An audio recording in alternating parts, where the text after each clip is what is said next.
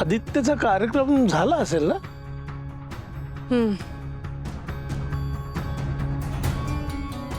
कसा झाला असेल काय माहिती.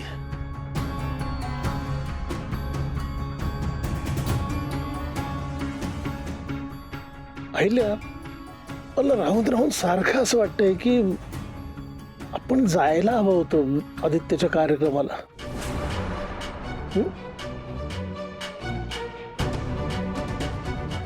श्रीकांत, खूप उशीर झालाय आणि उद्या आपली त्या फॉरेन डेलिगेट्स बरोबर अतिशय महत्त्वाची मीटिंग आहे. मला तू तिथे हवायस आणि त्या मीटिंगला.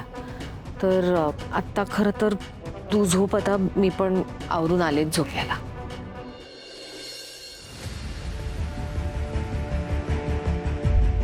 आईला तू कबूल नाही करणार की तू आज आदित्यच्या कार्यक्रमासाठी गेली होतीस.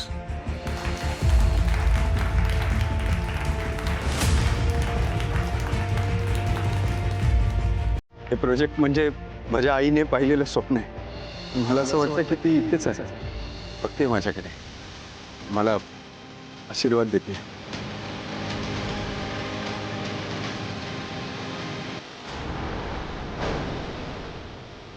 माझ्या आईने माझ्यावर खरंच खूप चांगले संस्कार केले.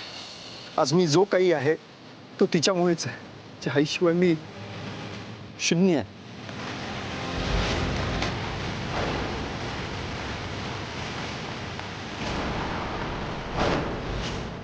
मी तुला तिथं पाहिलं होतं, पण मी सुद्धा याबद्दल तुला जाणीवपूर्वक नाही छेडणार. एक ना एक दिवस तू स्वतःहून सगळंच कबूल करशील आणि मला पण सांगशील.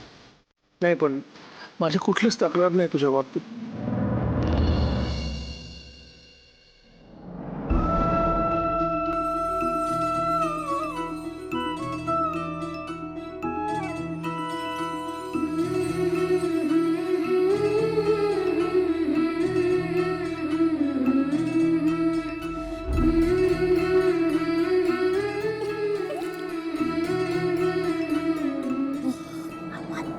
यार मारू,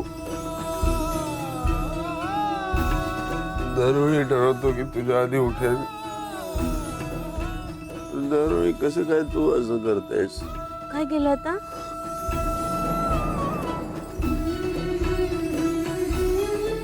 जेव्हा जेव्हा प्रीतम तुला जादूगार म्हणायचं ना, तेव्हा मला खरंच कळायचं नाही जादूगार म्हणजे काय. पण आता कळतंय. कशी करतेस ग ही जादू? आता काय जादू केली मी? याची तू इतकी सुंदर दिसतेस. ती जादू नाही तर काय. काय चाललंय तुमचं? ऑफिसला नाही जायचंय का तुम्हाला? जायचंय ना, पण आधी आईच्या ऑफिस मध्ये जायचंय. काय? प्रोजेक्ट संदर्भात एक जरा मीटिंग आहे. आदित्य सर, चला ना, उठा पटापटा, आवरा. आहे बघा, अगं दिव्यानं उशीर झालेला चालत नाही, माहिती ना. चला आवरा तुम्ही पटापटा. तो पारू, काय चाललंय तुमचं? पारू, अगं पारू, पारू, अगं खूप मोठा प्रॉब्लेम झालाय. काय झालं ताई? अगं आपले डबे नेणारे ते श्याम काका, ते अचानकच आजारी पडलेत. आज ते डबे द्यायला नाही जाऊ शकत. बापरे, मग आता काय करायचं आपण? पारू, अगं आज डबे नाही गेले तर मुलं उपाशी राहतील ग.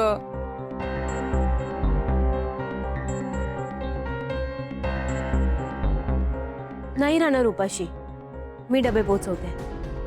नाही एक मिनिट, तू कशाला जातेस? मी जातो ना डबे पोचवायला.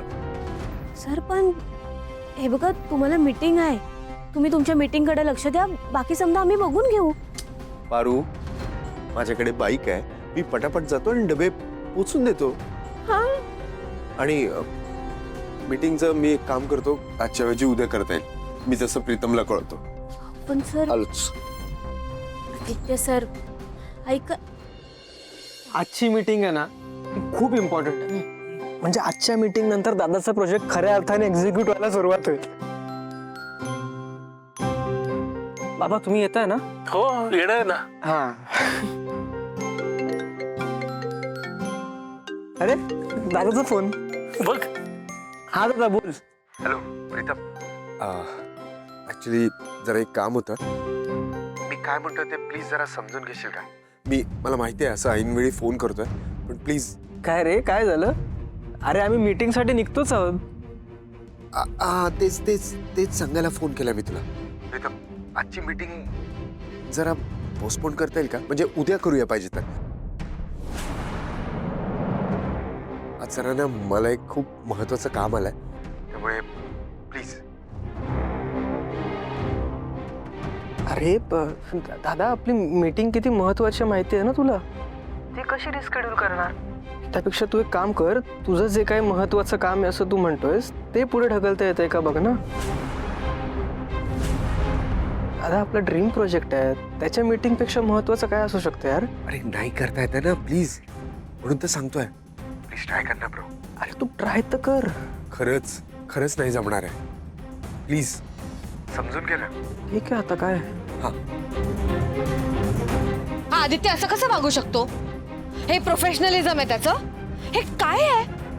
म्हणजे आता ह्याच्या प्रोजेक्टच्या मीटिंग्स आपण त्याच्या सवडीने करायच्या आहेत, आपल्याला दुसरी कामं नाही आहेत. आपण त्याचं प्रोजेक्ट फंड करतोय तर आपल्याला गृहीतच धरायला लागलाय हा मुलगा.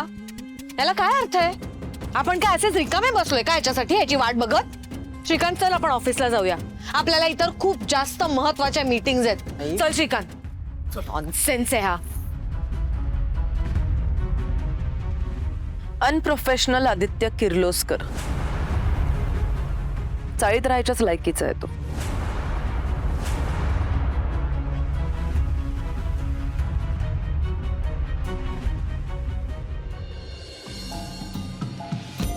काय चालू आहे सगळं?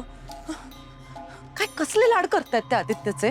हा, त्याला एवढं घराबाहेर हकलून देऊन सुद्धा त्याचा प्रोजेक्ट काय ऍक्सेप्ट होतो, त्याला फंड्स काय मिळतात? मूर्ख. आणि आता तर काय, आता मीटिंगला यायचं का नाही हे आदित्य सर ठरवणार, त्याच्या मर्जीने सगळं घडणार.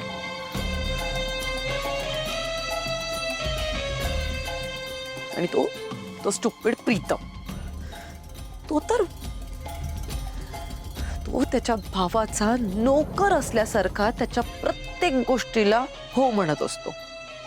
एक नंबरचा बैलबुद्धी आहे. बैलासारखं काहीही बोलला आदित्य की मान डुलवायची. पास.